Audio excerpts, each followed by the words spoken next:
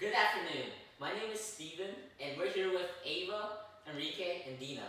And we're here to talk about the negative effects about smartphone addiction and how it affects us with our education, our personal life, and our mental health. And these are our main arguments. So we're going to be talking about how many hours a North American use. And our second point is the social media use and academic skills and how it affects with social skills and mental health. Now I'll let Dena take over from here.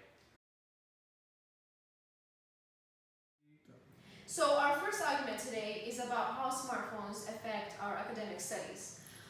Based on many studies that have been done, it was observed that we spend a lot of time on our phones and we pay more attention to our phones instead of studying and instead of doing good in our exams. In another study that was done in 2015, it was shown that teenagers and especially students our age usually tend to have very low self-esteem, and also they are not really interested in pursuing careers when they are in college or universities. Also, another study have also revealed that social media really affects students' use of English. We tend to use a lot of abbreviations on our daily chats with our friends. That makes us get used to it to the point where we also use it during tests and exams. For our next argument, we're going to be looking at how many hours we spend on our phones, on our smartphones. So according to Common Sense Media, there has been a survey that's conducted consisting 2,600 young adolescents between the ages of 8 to like 20, I think. And it was from ages 8 to 12, apparently they spent 6 hours on their phones, and average teenagers spend 9 hours online checking their social medias. Our third argument for today is about how social media affects our relationships. And I'm first going to talk about families. It's based on a lot of studies that have been done. It is proven that parents don't even spend a lot of time with their kids anymore, and kids are so dependent on devices and phones that they don't even know how to use emotions and express their emotions or even communicate properly like children back in the day used to do. Next, I'm going to talk about friendships.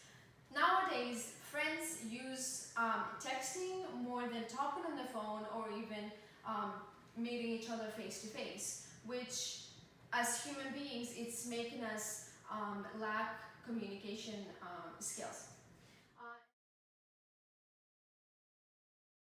And last but not least, smartphones also affect romantic relationships. How many times have you been out to a restaurant and not noticed that people are always on their phones? They're always checking their phones, going on social media while they're on a date, or even in the bedroom before bed, they're always going on their phones. This causes a lot of problems between couples because they are mostly paying attention to other people's lives instead of their loved ones. For our next argument, smartphone addiction actually causes damage to our mental health.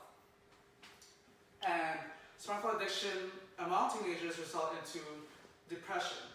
A credible doctor named Dr. So conducted a study of teenagers who are addicted to smartphones and teenagers who are not addicted to smartphones. And she basically compared the two results, and the higher the results was, the more addicted they were on their smartphones.